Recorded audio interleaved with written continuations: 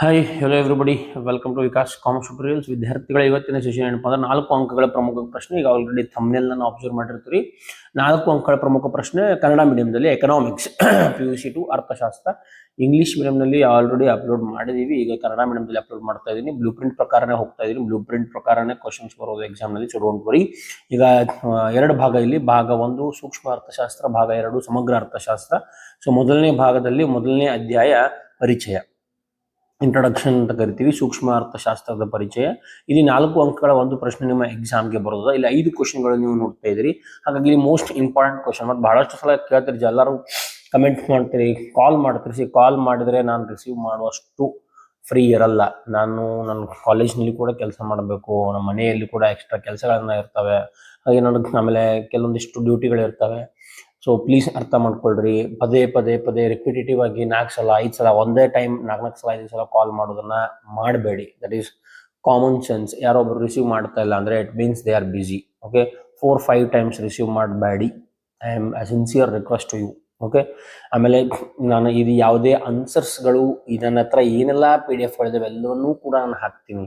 ಆ PDF ಕಳಿಸ್ರಿ, ಈ PDF ಕಳಿಸ್ರಿ, 100% ಕಳಿಸ್ತೀನಿ. Don't worry. ನನ್ನ ಹತ್ರ ಇದ್ರೆ ಈಗ 4 ಮಾರ್ಕ್ಸ್ ಇಂಪಾರ್ಟೆಂಟ್ ಕ್ವಶನ್ ಅಂತ ಹೇಳ್ತಾ ಇದ್ದೀನಿ. ಇದರ ಆನ್ಸರ್ಸ್ ಈಗ ಆಲ್ರೆಡಿ ಮಾಡಲ್ ಕ್ವಶನ್ ಪೇಪರ್ಸ್ಗಳ ಕೀ ಆನ್ಸರ್ಸ್ಗಳನ್ನು ಆಲ್ರೆಡಿ ಕಳಿಸಿದ್ದೀನಿ ವಾಟ್ಸಪ್ ಗ್ರೂಪ್ನಲ್ಲಿ. ಆಮೇಲೆ ಇನ್ನೂ ಯಾರು ಜಾಯ್ನ್ ಆಗಿಲ್ಲ ಅಂದ್ರೆ ಕೆಳಗಡೆ ಲಿಂಕ್, ನಿಮ್ಮ ಡಿಸ್ಕ್ರಿಪ್ಷನ್ ಲಿಂಕ್ ಸಿಗ್ತದೆ, ನೀವು ಜಾಯ್ನ್ ಆಗಬಹುದು. ಸೊ ಎಲ್ಲ ಕಳಿಸಿರ್ತೀನಿ ನಾನು. ಸೊ ಹಾಗಾಗಿ ನೀವು ವಾಟ್ಸಪ್ ಗ್ರೂಪನ್ನು ಒಂದ್ಸಲ ಅಬ್ಸರ್ವ್ ಮಾಡಿರಿ. ಅದಾದ ನಂತರ ನನಗೆ PDF ಕಳಿಸಿರಿ ಅಂತ ಕೇಳ್ತಿದ್ದಾರೆ. Okay, next 4 ಮಾರ್ಕ್ಸ್ನ 5 ಪ್ರಶ್ನೆಗಳಿದಾವು. ಈ ಚಾಪ್ಟರ್ನಿಂದ ಯಾವ ಕ್ವಶನ್ಗಳು ಇಂಪಾರ್ಟೆಂಟ್ ಅಂತ ನೋಡೋದಾದ್ರೆ, ಒಂದು ಕ್ವಶನ್ ನಂಬರ್ 2 ಆರ್ಥಿಕತೆಯ ಕೇಂದ್ರೀಯ ಸಮಸ್ಯೆಗಳು ಅಂತ ಕರಿತೀವಿ. ಆಮೇಲೆ ಮತ್ತೊಂದು ಕ್ವಶನ್ ನಂಬರ್ 4 ಕೇಂದ್ರೀಯ ಯೋಜಿತ ಆರ್ಥಿಕತೆಯ ಕುರಿತು ಬರೆಯಿರಿ. 2 ಮತ್ತು 4 ಈಗ ಎಷ್ಟು ಜನಕ್ಕೆ ಕೇಳ್ತಾರೆ, ಇವೆರಡು ಓದಿದ್ರೆ ಸಾಕಾ ಅಂತ? ಇಲ್ಲ, ಇವೆರಡು ಬಿಟ್ಟು ಬೇರೆ ಕ್ವಶನ್ಸ್ಗಳು ಕೂಡ ಬರ್ಬೋದು ಎಕ್ಸಾಮ್ನಲ್ಲಿ. We can't say anything. ಬಹಳಷ್ಟು ಜನಕ್ಕೆ ಕೇಳ್ತಾರೆ, ಸರ್ ಕೊಟ್ಟಿರೋದೇ ಬರುತ್ತಾ ಅಂತ. ನಾನು ಕೊಟ್ಟಿರೋದೇ ಬರುದ್ದದ್ದಾದ್ರೆ ನನ್ನನ್ನು ದೇವರು ಅಂತ ಕರಿತಿರಲ್ಲ, ನನ್ನನ್ನು ಮನುಷ್ಯ ಅಂತ ಕರಿತಿರ್ಲಿಲ್ಲ, ನನ್ನ ದೇವರು ಅಂತ ಕರಿತಾ ಇದ್ರು. ಬರ್ತದ, ನಾನು ಕೊಟ್ಟಿರೋದು ಕೂಡ ಬರಬಹುದು, ಬರದೇನೂ ಇರಬಹುದು. ನಮ್ಮ ಅನುಭವದ ಆಧಾರದ ಮೇಲೆ ಹಳೆ question papers, model question papers, ಒಂದು ಅನುಭವದ ಆಧಾರದ ಮೇಲೆ ಯಾವುದು ಇಂಪಾರ್ಟೆಂಟ್ ಅಂತ ನಾವು ಗೆಸ್ ಮಾಡ್ತಾ ಇರ್ತೀವಿ. ಈಗ ನೀವು 80 ಔಟ್ ಆಫ್ 80 ಮಾಡಬೇಕು ಅಂತಾದರೆ ನಾನು ಕೊಟ್ಟಿರೋ ಇಂಪಾರ್ಟೆಂಟ್ ಕ್ವಶನ್ಸನ್ನು ಬಿಟ್ಟು ನೀವು ಇನ್ನೂ ಜಾಸ್ತಿ ಮಾಡಬೇಕು. ಎಷ್ಟು ಓದಿದ್ರೂ ಕಡಿಮೆ ಇದೆ 80 ಔಟ್ ಆಫ್ 80 ಮಾಡಲಿಕ್ಕೆ. ಆಮೇಲೆ ಎಷ್ಟು ಜನ ಕೇಳ್ತಾರೆ, ಸರ್ ಇಷ್ಟು ಮಾಡಿದ್ರೆ ಅಟ್ಲೀಸ್ಟ್ 80 ಬೇಡ, ಅಟ್ಲೀಸ್ಟ್ 50-60 ಮಾಡ್ಬೋದಾ? 100% ಮಾಡ್ಬೋದು, ಏನೂ ಪ್ರಾಬ್ಲಮ್ ಇಲ್ಲ. ಇಷ್ಟು ಮೇಲೆ ನೀವು 40-50-60 ಆರಾಮಾಗಿ ಸ್ಕೋರ್ ಮಾಡ್ಬೋದು, ರಿಪೀಟ್ ಆಗಿ ಆಗ್ತದೆ. ಸೊ 2 ಕ್ವಶನ್ಗಳು, ಕೇಂದ್ರೀಯ ಸಮಸ್ಯೆಗಳು ಮತ್ತು ಕೇಂದ್ರೀಯ ಯೋಜಿತ ಆರ್ಥಿಕತೆಯ ಮೇಲೆ ಒಂದು ಕ್ವಶನ್ 4 ಮಾರ್ಕ್ಸ್. ಸೊ 2 ಕ್ವಶನ್ಗಳನ್ನು ಓದ್ರಿ. 2ನೇ ಚಾಪ್ಟರ್ ಅನುಭೋಗಿಯ ವರ್ತನೆ ಸಿದ್ಧಾಂತ. ಇಲ್ಲಿ 4 ಮಾರ್ಕ್ಸಿನ ಒಂದು ಪ್ರಶ್ನೆ ಈ ಚಾಪ್ಟರಿಂದ ಕೂಡ. ಸೊ ಇಲ್ಲಿ ಯಾವ ಕ್ವಶನ್ಗಳು ಬರಬಹುದು ಅಂತ ನೋಡೋದಾದ್ರೆ, ಒಂದು ಕ್ವಶನ್ ನಂಬರ್ 8 ಮತ್ತು ಕ್ವಶನ್ ನಂಬರ್ 9. ಇಲ್ಲಿ 6 ಮಾರ್ಕ್ಸ್ ಕ್ವಶನ್ಗಳು ಕೂಡ ಅದಾವು. ಹಂಗೆ ವೆರಿ ಇಂಪಾರ್ಟೆಂಟ್ ಚಾಪ್ಟರ್ ಇದಾಗಿರ್ತದೆ. ಸೊ ಕ್ವಶನ್ ನಂಬರ್ 8 ಮತ್ತು ಕ್ವಶನ್ ನಂಬರ್ 9 ಇದೇನಪ್ಪ ಅಂದ್ರೆ ಒಂದು ಪ್ರಾಬ್ಲಮ್ ಓರಿಯೆಂಟೆಡ್ ಕ್ವಶನ್, ಅಂದ್ರೆ ಪ್ರಾಬ್ಲಮ್ ಸಾಲ್ವ್ ಮಾಡಬೇಕಾಗಿರೋ ಕ್ವಶನ್ ಅದ. ಸೊ ಇದನ್ನ ನಾನು ಆಲ್ರೆಡಿ ಒಂದು ವಿಡಿಯೋ ಮಾಡಿ ಹಾಕಿದ್ದೀನಿ, 4 ಮಾರ್ಕ್ಸ್ ಇಂಪಾರ್ಟೆಂಟ್ ಕ್ವಶನ್ಸ್ ಅಂತೇಳಿ. ಡಿಸ್ಕ್ರಿಪ್ಷನ್ ಅಲ್ಲಿ ನಿಮಗೆ ಒಂದು ಪ್ಲೇ ಲಿಸ್ಟ್ ಇರ್ತದೆ, ಲಿಂಕ್ 25-26 ಎಕನಾಮಿಕ್ಸ್ ಅಂತೇಳಿ ಒಂದು ಪ್ಲೇ ಲಿಸ್ಟ್ ಇರ್ತದೆ. ಆ ಪ್ಲೇ ಲಿಸ್ಟ್ನ ಓಪನ್ ಮಾಡಿದ್ರೆ ಎಕನಾಮಿಕ್ಸ್ ರಿಲೇಟೆಡ್ ಎಲ್ಲ ವಿಡಿಯೋಗಳಲ್ಲಿ ಡಿಸ್ಪ್ಲೇ ಆಗ್ತದೆ. ಅಲ್ಲಿ ನೀವು 4 ಮಾರ್ಕ್ಸ್ ಇಂಪಾರ್ಟೆಂಟ್ ಕ್ವಶನ್ಸ್ ಅಂತ ಓಪನ್ ಮಾಡಿದ್ರೆ ಇಲ್ಲಿ ಪ್ರಾಬ್ಲಮ್ಗಳನ್ನು ಸಾಲ್ವ್ ಮಾಡಿರುವಂಥ ಕ್ವಶನ್ ನಿಮಗೆ ಸಿಗ್ತದೆ. 8 ಮತ್ತು 9 ಇವೆರಡು ಪ್ರಾಬ್ಲಮ್ ಓರಿಯೆಂಟೆಡ್ ಕ್ವಶನ್ ಅದ. ಇದನ್ನ ಮಾಡ್ರಿ. ಇದು D1 to D2 very simple ಅದ. ಮಾರುಕಟ್ಟೆ ಬೇಡಿಕೆಯನ್ನು ಮಾಡಬೇಕಾದ್ರೆ, ಕಂಡುಹಿಡಿಬೇಕಾದ್ರೆ D1 ಮತ್ತು D2 ಅನ್ನ ನೀವೇ ಮಾಡಬೇಕು, ಪ್ಲಸ್ ಮಾಡ್ಕೊಂಡು ಹೋಗ್ಬೇಕು. Very simple. Next chapter number 3 ನಲ್ಲಿ ಎಷ್ಟು ಮಂದಿ ಕನ್ಫ್ಯೂಷನ್ ಅದ. ಚಾಪ್ಟರ್ ನಂಬರ್ 3 ಉತ್ಪಾದನೆ ಮತ್ತು ವೆಚ್ಚಗಳು. ಸರ್ ಇಲ್ಲಿಯೂ ಕೂಡ 4 ಮಾರ್ಕ್ಸ್ ಕ್ವಶನ್ ಅದ. ಇಲ್ಲ, 25-26 ಈ ವರ್ಷ ಏನೋ ಬ್ಲೂ ಪ್ರಿಂಟ್ ಕೊಟ್ಟಿದ್ದಾರೆ. ಆ ಬ್ಲೂ ಪ್ರಿಂಟ್ ನಲ್ಲಿ 3ನೇ ಚಾಪ್ಟರ್ ಇಂದ ಯಾವುದೇ 4 ಮಾರ್ಕ್ಸ್ ಅಂಕಗಳು ಕಾಣ್ತಾ ಇಲ್ಲ. ಓಕೆ, ಕ್ವಶನ್ ಬ್ಯಾಂಕ್ನಲ್ಲಿ ಕಾಣ್ತದ, ಬಟ್ ಯಾಕೋ ನಿಮ್ಮ ಬ್ಲೂ ಪ್ರಿಂಟ್ ನಲ್ಲಿ ಇಲ್ಲ. ಅಲ್ಲಿ 6 ಮಾರ್ಕ್ಸ್ ಕ್ವಶನ್ಸ್ಗಳನ್ನ ಮಾತ್ರ ಕೊಟ್ಟಿದ್ದಾರೆ ಅವರು. ಹಾಗಾಗಿ ನಾನಿಲ್ಲಿ 4 ಮಾರ್ಕ್ಸ್ ಕ್ವಶನ್ಸ್ಗಳನ್ನ ನೋಡೋದಿಲ್ಲ. Directly we will go to chapter number 4 ಪರಿಪೂರ್ಣ ಪೈಪೋಟಿಯಲ್ಲಿ ಉದ್ಯಮ ಘಟಕದ ಸಿದ್ಧಾಂತ. ಈ ಚಾಪ್ಟರ್ನಿಂದ 4 ಅಂಕದ ಪ್ರಶ್ನೆ ಕೂಡ ಒಂದದ. ಸೊ ಹಾಗಾಗಿ ಇಲ್ಲಿ ಒಂದು ಇಂಪಾರ್ಟೆಂಟ್ ಕ್ವಶನ್ ಯಾವಪ್ಪ ಅಂದ್ರೆ ಇದು ಪರಿಪೂರ್ಣ ಪೈಪೋಟಿ ಮಾರುಕಟ್ಟೆಯ ಲಕ್ಷಣಗಳು, features of perfect competition. Very important, ಬಹಳಷ್ಟು ವರ್ಷಗಳಿಂದ ಇದು ಬರ್ತಾ ಇರುವಂತಹ ಪ್ರಶ್ನೆ. ಇದೊಂದು ಕ್ವಶನ್ ಅನ್ನ ಮಾಡಿ. ಅದು ಬಿಟ್ಟರೆ ಕ್ವಶನ್ ನಂಬರ್ 3 ಕ್ವಶನ್ ನಂಬರ್ 3 ಇಲ್ಲಿ ಒಂದು ಪ್ರಾಬ್ಲಮ್ ಓರಿಯೆಂಟೆಡ್ ಕ್ವಶನ್ ಅದ ಇದು. ಕ್ವಶನ್ ನಂಬರ್ 3 TR ಮತ್ತು TC ಅಂದ್ರೆ ಒಟ್ಟು ಆದಾಯ ಮತ್ತು ಒಟ್ಟು ವೆಚ್ಚವನ್ನು ಕೊಟ್ಟಿರ್ತಾರೆ. ಲಾಭವನ್ನು ನೀವು ಕಂಡುಹಿಡಬೇಕು. ಲಾಭವನ್ನು ನೀವು ಕಂಡುಹಿಡಬೇಕಂದ್ರೆ 0 - 5 ಅಂದ್ರೆ ರೆವೆನ್ಯೂ ಮೈನಸ್ ಕಾಸ್ಟ್, ಆದಾಯ ಮೈನಸ್ ವೆಚ್ಚ, ಇದು -5 ಆಗಿಬಿಡ್ತದೆ ಅವಾಗ. ಓಕೆ, -5, 5 - 7 -2. ಈ ರೀತಿ ನೀವು ಆನ್ಸರ್ಸ್ಗಳನ್ನ ಲಾಭಕ್ಕೆ ಬರ್ಕೊಂತ ಹೋಗ್ಬೇಕಾಗ್ತದೆ. ಆಮೇಲೆ ಮಾರುಕಟ್ಟೆ ನಿಮಗೆ ಬೆಲೆ ಬೇಕಾಗಿತ್ತು ಅಂದ್ರೆ ಈ ರೆವೆನ್ಯೂ ಡಿವೈಡೆಡ್ ಬೈ ಇಲ್ಲಿ ಏನೈತಲ್ಲ ಒಂದನೇ column, that is TR, total revenue divided by quantity ಅಂತ ಕರಿತೀವಿ. ಎರಡನೇ ಕಾಲಮ್ ಡಿವೈಡ್ ಬೈ ಒಂದನೇ ಕಾಲಮ್, ಇದು ಮಾರುಕಟ್ಟೆ ಬೆಲೆ. ಈ ಫಾರ್ಮುಲಾ ಯೂಸ್ ಮಾಡಬೇಕು. ಇಲ್ಲಿನ ಒಟ್ಟು ಆದಾಯ ಅಂತ ಕೊಟ್ಟಿದ್ದಾರೆ ಎರಡನೇ ಕಾಲಮ್, ಅದನ್ನ ಡಿವೈಡೆಡ್ ಬೈ ಮಾರಾಟದ ಪ್ರಮಾಣ. For example 0 divide by 0, 5 divided by 1, 10 divide by 2, 15 divide by 3, 20 divide by 4. ಹಿಂಗೆ ಡಿವೈಡ್ ಬೈ ಮಾಡ್ಕೊಂತ ಹೋದ್ರೆ ಮಾರುಕಟ್ಟೆ ಬೆಲೆ ಸಿಗ್ತದ. ಲಾಭ ಸಿಗಬೇಕು ಅಂದ್ರೆ TR - TC, TR - TC, TR - CC ಇವೆರಡು ಮೈನಸ್ ಮಾಡ್ಕೊಂತ ಹೋಗ್ಬೇಕು. ಇದು ವೆರಿ ಇಂಪಾರ್ಟೆಂಟ್ ಮತ್ತು ವೆರಿ ಈಸಿ ಅದ ನಾಟ್ ಮಾರ್ಕ್ಸ್ಗೆ. ಓಕೆ, ಸೊ ಇದನ್ನ ನೀವು ಮಾಡಬೇಕು. ಅದಾದ ನಂತರ ಕ್ವಶನ್ ನಂಬರ್ 4 ಇದು ಕೂಡ ವೆರಿ ವೆರಿ ಇಂಪಾರ್ಟೆಂಟ್. ಸ್ಥಗಿತತೆಯ ಬಿಂದು, ಸಾಮಾನ್ಯ ಲಾಭ ಮತ್ತು ಸಮಸ್ಥಿತಿ ಬಿಂದುಗಳ ಕುರಿತು ಬರೆಯಿರಿ. ಇದು ಕೂಡ ಬಹಳಷ್ಟು ಕೇಳಿರುವಂಥ ಪ್ರಶ್ನೆ. ಈ ಚಾಪ್ಟರ್ 4 ಕ್ವಶನ್ಗಳನ್ನು ಕೊಡ್ತಾ ಇದ್ದೀನಿ. 4 ಕ್ವಶನ್ಗಳಲ್ಲಿ 2 ಕ್ವಶನ್ ಪ್ರಾಬ್ಲಮ್ ರಿಲೇಟೆಡ್ ಕ್ವಶನ್, ಹಾಗಾಗಿ ಅದು ಈಸಿ ಆಗಿಬಿಡುತ್ತೆ, ಸಾಲ್ವ್ ಮಾಡ್ಲಿಕ್ಕೆ ಏನೂ ಪ್ರಾಬ್ಲಮ್ ಇಲ್ಲ. ಆಮೇಲೆ ಮತ್ತೊಂದು ಕ್ವಶನ್ ಯಾವ್ದಪ್ಪ ಅಂದ್ರೆ ಕ್ವಶನ್ ನಂಬರ್ 6. ಕ್ವಶನ್ ನಂಬರ್ 6 ಒಳಗಡೆ ಕೂಡ ಇಲ್ಲಿ ಒಂದು ಏನಪ್ಪಾ ಅಂದ್ರೆ ಬೆಲೆ ಪೂರೈಕೆ ಸ್ಥಿತಿಸ್ಥಾಪಕತ್ವ, ಪ್ರೈಸ್ ಎಲಾಸ್ಟಿಸಿಟಿ ಆಫ್ ಡಿಮಾಂಡ್ ಅಂತ ಕರಿತೀವಿ. ಆ ಒಂದು ಕ್ವಶನ್ ಅನ್ನ ಕೇಳ್ತಾ ಇದ್ದಾರೆ. ಪ್ರೈಸ್ ಎಲಾಸ್ಟಿಸಿಟಿ ಆಫ್ ಸಪ್ಲೈ, ಇದು ಬೆಲೆ ಪೂರೈಕೆ ಸ್ಥಿತಿಸ್ಥಾಪಕತ್ವವನ್ನು ಕಂಡು ಹಿಡಿಯಿರಿ. ಇದು ಕೂಡ ಒಂದು ಮಾಡಿ ತೋರಿಸಿದ್ದೀನಿ ನಾನು. ಇದನ್ನು ಕೂಡ ನೀವು ಮಾಡಬಹುದು. ಅದಾದ ನಂತರ ನೆಕ್ಸ್ಟ್ ಚಾಪ್ಟರ್ಗೆ ಹೋಗ್ತೀನಿ. ದಟ್ ಇಸ್ ಚಾಪ್ಟರ್ ನಂಬರ್ 5, ಮಾರುಕಟ್ಟೆ ಸಮತೋಲನ. ಇಲ್ಲಿ ಯಾವ್ದಾದ್ರು ಇಂಪಾರ್ಟೆಂಟ್ ಕ್ವಶನ್ಸ್ ಅಂತ ನೋಡೋದಾದ್ರೆ 4 ಮಾರ್ಕ್ಸ್ ಕ್ವಶನ್ಸ್. ಎಸ್, ಒಂದು ಕ್ವಶನ್ ನಂಬರ್ 1, ಶ್ರಮದ ಮಾರುಕಟ್ಟೆಯಲ್ಲಿ ಕೂಲಿಯ ನಿರ್ಧಾರವನ್ನು ರೇಖಾಚಿತ್ರದೊಂದಿಗೆ ವಿವರಿಸಿ ಅಂತ ಐತೆ ನೋಡ್ರಿ.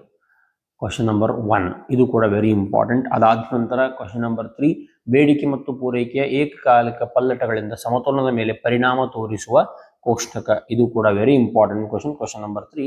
ಆಮೇಲೆ ಕ್ವಶನ್ ನಂಬರ್ 2, ಉದ್ಯಮಗಳ ಸಂಖ್ಯೆಯನ್ನು ಲೆಕ್ಕ ಮಾಡಿ. ಇದು ಕೂಡ ಬಹಳಷ್ಟು ಈಸಿ ಅದ ಮತ್ತು ಸಾಲ್ವ್ ಮಾಡಿ ತೋರಿಸಿದ್ದೀನಿ. ಪ್ರಾಬ್ಲಮ್ ಓರಿಯೆಂಟೆಡ್ ಕ್ವಶನ್ಗಳನ್ನ ನೀವು ಬಿಡಬೇಡಿ, ಅದನ್ನ ಪರ್ಫೆಕ್ಟ್ ಮಾಡಿ, ಬಿಕಾಸ್ ವೆರಿ ಈಸಿ ಇರ್ತಾವೆಲ್ಲ.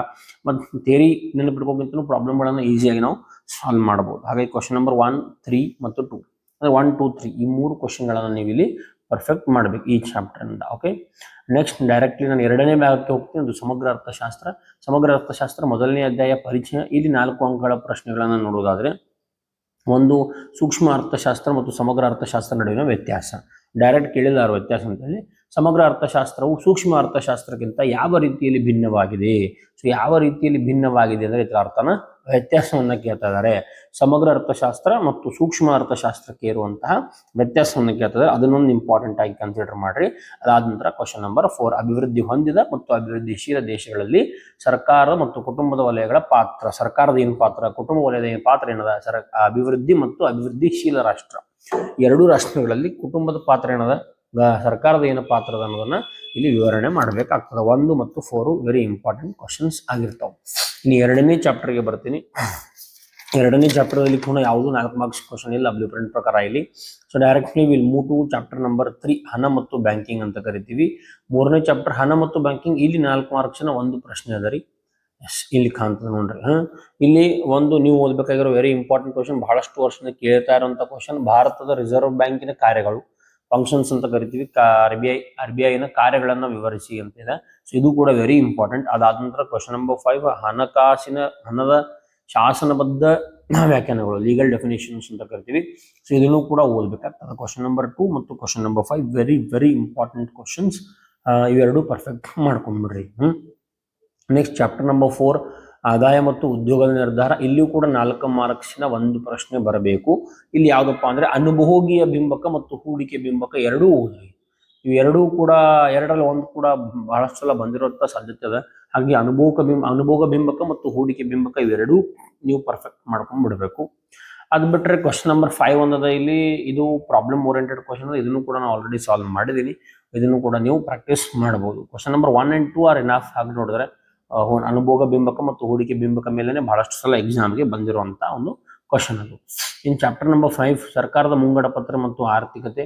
ಇಲ್ಲಿ ಕೂಡ 4 ಅಂಕದ ಒಂದು ಪ್ರಶ್ನೆ. ಇಲ್ಲಿ ಯಾವ್ದು ಪ್ರಶ್ನೆಪ್ಪ ಅಂದ್ರೆ ಕ್ವಶನ್ ನಂಬರ್ 1, ಸರ್ಕಾರದ ಮುಂಗಡ ಪತ್ರದ ಪಟವನ್ನು ಬರೆಯಿರಿ, ಏನೇನು ಬರ್ತದ ಅಂತೇಳಿ ಅದನ್ನ ಬರಿಬೇಕು. ಅದಾದ ನಂತರ ಚಾಪ್ಟರ್ ನಂಬರ್ 4, ರಿಕಾರ್ಡಿಯನ್ ಸಮಾನತೆಯ ಕುರಿತು ಬರೆಯಿರಿ. ಇದು ಕೂಡ ರಿಕಾರ್ಡಿಯನ್ ಕೂಡ ಬಹಳಷ್ಟು ಕೇಳಿದ್ದಾರೆ.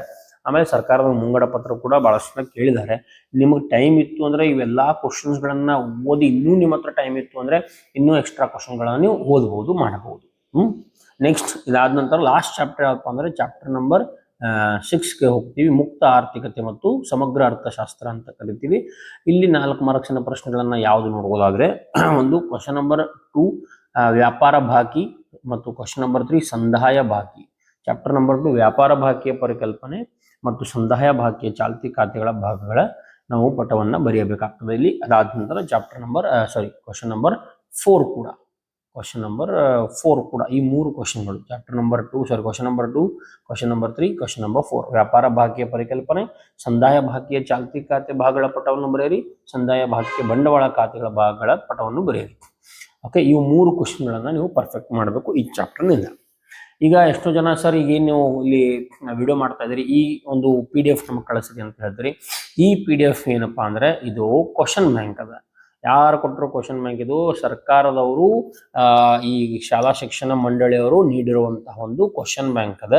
ಈ ಕ್ವಶನ್ ಬ್ಯಾಂಕ್ ನಿಮಗೆ ಬೇಕಾದ್ರೆ ನಾನು ಕೆಳಗಡೆ ಒಂದು ಡಿಸ್ಕ್ರಿಪ್ಷನ್ ನಲ್ಲಿ ಒಂದು ಲಿಂಕ್ ಕೊಟ್ಟಿದ್ದೀನಿ, ಮಾಡೆಲ್ ಕ್ವಶನ್ ಪೇಪರ್ಸ್ ಅಂತ ಹೇಳಿ ಲಿಂಕ್ ಕೊಟ್ಟಿದ್ದೀನಿ ನೋಡ್ರಿ. ಆ ಲಿಂಕ್ ಅನ್ನ ನೀವು ಓಪನ್ ಮಾಡಿದ್ರೆ ಆ ಲಿಂಕ್ ನಲ್ಲಿ ನಿಮಗೆ 100/100 ಮಾಡಿದ ಪೇಪರ್ ಸಿಗ್ತಾವ, ಮಾಡೆಲ್ ಕ್ವಶನ್ ಪೇಪರ್ ಸಿಗ್ತದ, ಹಳೆ ಕ್ವಶನ್ ಪೇಪರ್ ಸಿಗ್ತದ. ಅದೇ ರೀತಿ ಕೋಷ್ಟಕ ಅಂತ ಕರಿತೀವಿ, ಪ್ರಶ್ನೆ ಕೋಟಿ ಅಂತ ಕರಿತೀವಿ, ಅದ್ರ ಕ್ವಶನ್ ಬ್ಯಾಂಕ್ ಅಲ್ಲಿ ಸಿಗ್ತದ. ಅಲ್ಲಿ ಹೋಗಿ ನೀವು ಎಕನಾಮಿಕ್ಸ್ ಮೇಲೆ ಕ್ಲಿಕ್ ಮಾಡಿದ್ರೆ ಕನ್ನಡ ಮೀಡಿಯಮು ಸಿಗ್ತದ, ಇಂಗ್ಲಿಷ್ ಮೀಡಿಯಮು ಸಿಗ್ತದ. ಓಕೆ, ಇಲ್ಲದ ನೋಡ್ರಿ, ಕರ್ನಾಟಕ ಸರ್ಕಾರ ಶಾಲಾ ಶಿಕ್ಷಣ ಇಲಾಖೆ ಇವರು ನೀಡಿರುವಂಥದ್ದು 25-26ನೇ ಸಾಲಿನ ದ್ವಿತೀಯ PUC ಪ್ರಶ್ನೆ ಕೋಟಿ ಅಂತೇಳಿ ವಿಷಯ ಅರ್ಥಶಾಸ್ತ್ರ. ಸೊ ಈ ಒಂದು ನಿಮಗೆ ಅಲ್ಲಿ ವೆಬ್ಸೈಟ್ ಅಲ್ಲಿ ಸಿಗ್ತದೆ, ಡೌನ್ಲೋಡ್ ಮಾಡ್ಕೋಬಹುದು. ನಾನು ವಾಟ್ಸಪ್ ಗ್ರೂಪ್ ನಲ್ಲಿ ಕಳಿಸಿರ್ತೀನಿ. ಯಾರಾದರೂ ವಾಟ್ಸಪ್ ಗ್ರೂಪ್ ನಲ್ಲಿ ಕಳಿಸಿದ ನಂತರ ನೀವು ವಾಟ್ಸಪ್ ಗ್ರೂಪ್ ನ ಜಾಯ್ನ್ ಆಗಿದ್ರೆ ಲಿಂಕ್ ಡಿಸ್ಕ್ರಿಪ್ಷನ್ ಅಲ್ಲಿ ಸಿಗ್ತದೆ. ಆ ಲಿಂಕ್ ಅನ್ನು ಓಪನ್ ಮಾಡ್ರಿ, ಅಲ್ಲಿ ನಿಮಗೆ ಕ್ವಶನ್ ಬ್ಯಾಂಕ್ ಲಿಂಕ್ ಸಿಗ್ತಾವೆ, ಎಲ್ಲಾ ಸಬ್ಜೆಕ್ಟ್ ಕ್ವಶನ್ ಬ್ಯಾಂಕ್ ಅಲ್ಲಿ ಸಿಗ್ತಾವ, ಅಲ್ಲಿ ನೀವು ಹೋಗಿ ಡೌನ್ಲೋಡ್ ಮಾಡ್ಕೊಳ್ಬಹುದು. Okay, so that's it in today's class. ಮತ್ತೊಂದು ವಿಡಿಯೋನ ತಗೊಂಡು ಬರ್ತೀನಿ ಮುಂದೆ. ಅಲ್ಲಿ ತನಕ take care everybody. Thank you.